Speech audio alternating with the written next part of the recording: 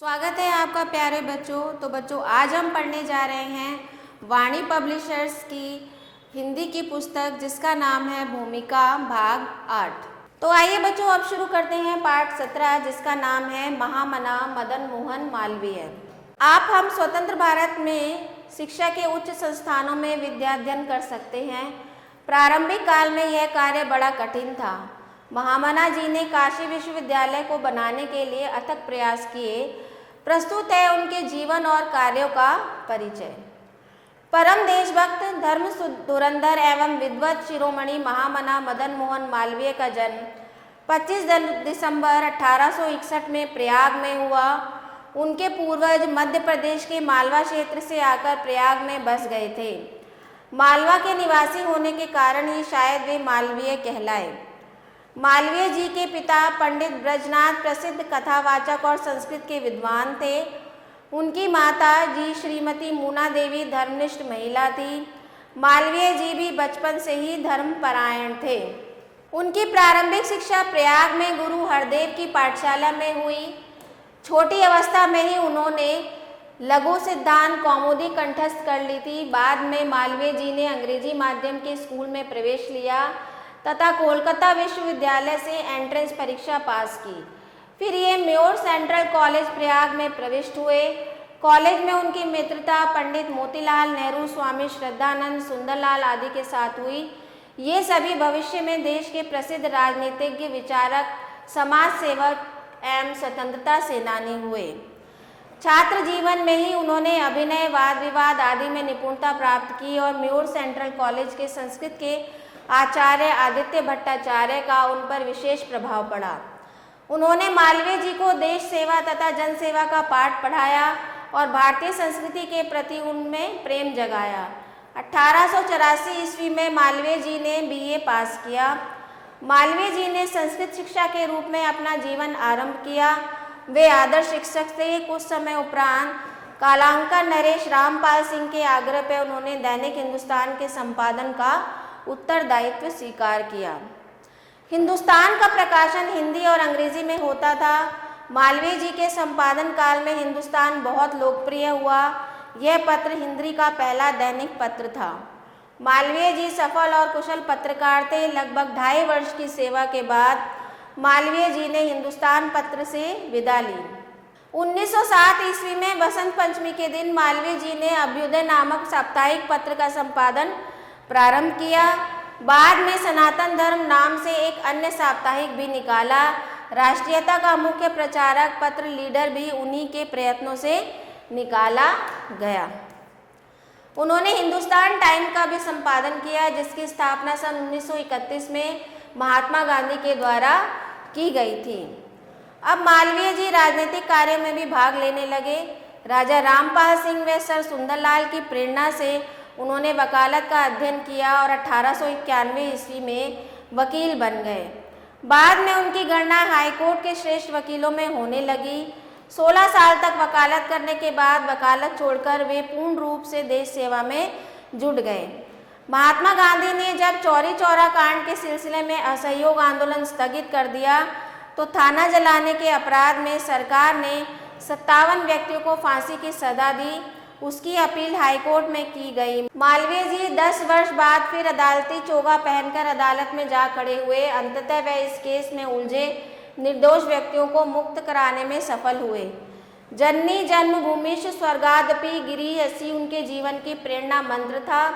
मुख्य राष्ट्रीय संस्था कांग्रेस के साथ उनका जीवन जुड़ा हुआ था। कलकत्ता में दादा भाई नौरोजी की अध्यक्षता में होने वाले कांग्रेस के दूसरे अधिवेशन में 26 वर्षीय युवक मालवीय जी ने पहली बार राजनीतिक मंच पर भाषण दिया जिसे श्रोताओं ने खूब सराहा। उनके निमंत्रण पर प्रयाग में कांग्रेस का अधिवेशन हुआ। वे ही उसके स्वागत मंत्री बने। 1909 ईस्वी में लाहौर में होने वाले अधिवेशन के अध्यक्ष सर फिरोज शाह मेहता ने जब एक सप्ताह पूर्व अधिवेशन में उपस्थित होने में अपनी असमर्थता प्रकट की तो मालवीय जी ने यह भार संभाला। 1918 ईस्वी में मालवीय जी पुनः अध्यक्ष पद पर सुशोभित हुए।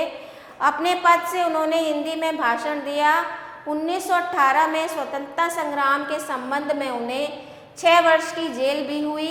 1931 में कराची अधिवेशन में मालवीय जी ने सरदार भगत सिंह, राजगुरु और सुखदेव को फांसी दिए जाने के विरोध में प्रस्ताव रखा और उन क्रांतिवीरों को श्रद्धांजलि दी। 1932 में जब सभी नेता जेल में थे तो गांधी आश्रम के अपने सहयोगियों के साथ आचार्य कृपलानी ने दिल्ली के में कांग्रेस अधिवेशन किया। उसमें भाग लेने के लिए आते समय यमुना के पुल पर मालवीय जी को गिरफ्तार कर लिया गया। 1933 में कोलकाता अधिवेशन में भी पुनः यही कहानी दोहराई गई। आसनसोल पहुंचने पर मालवीय जी को गिरफ्तार कर लिया गया।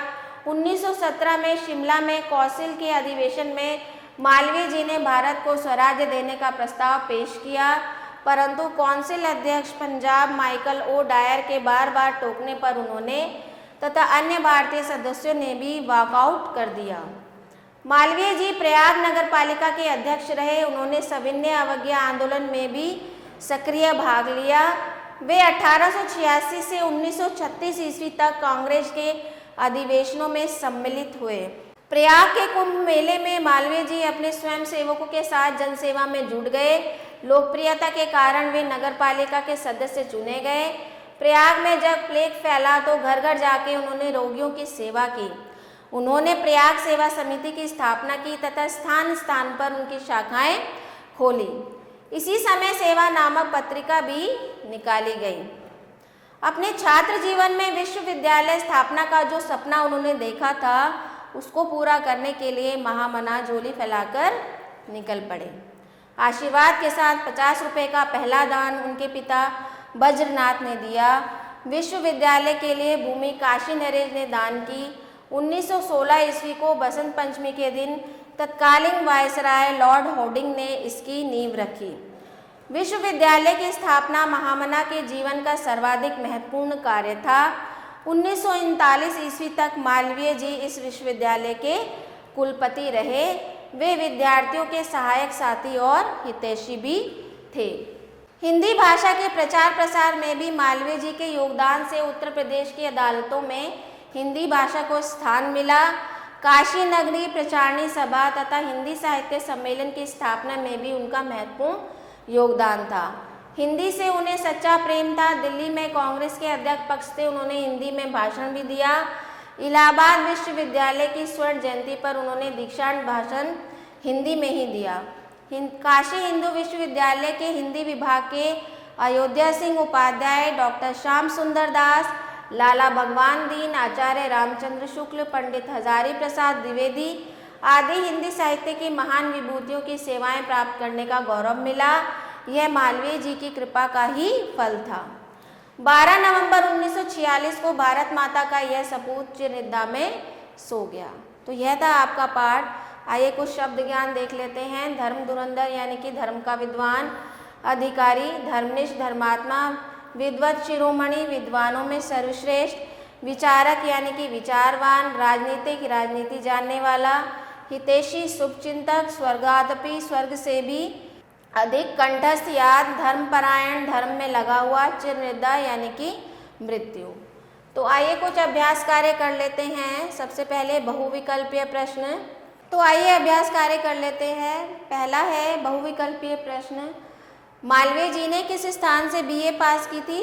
कोलकाता से। दूसरा है अभ्युदय नामक साप्ताहिक पत्र का संपादन कब प्रारंभ हुआ? 1907 ईस्वी में। तीसरा है मालवीय जी ने वकालत किस सन में पास की थी? 1891 ईस्वी में। चौथा प्रश्न है स्वतंत्रता संग्राम के संबंध में मालवीय जी को कितने वर्ष की जेल हुई? 6 वर्ष की जेल हुई।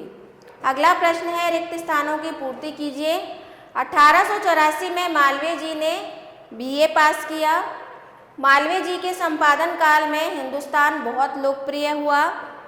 स्वतंत्रता संग्राम के संबंध में उन्हें 6 वर्ष की जेल भी हुई। मालवीय जी की मृत्यु 1946 में हुई। तो यह था आपका अभ्यास कार्य। आशा करती हूँ आपको समझ में आया होगा। तो मिलते हैं आपसे अगले अध्याय में। तो आशा करती हूँ आप सभी को अध्याय अच्छे से समझ में आए होंगे। तो मिलते हैं आपसे अगले वीडियो में। आभार।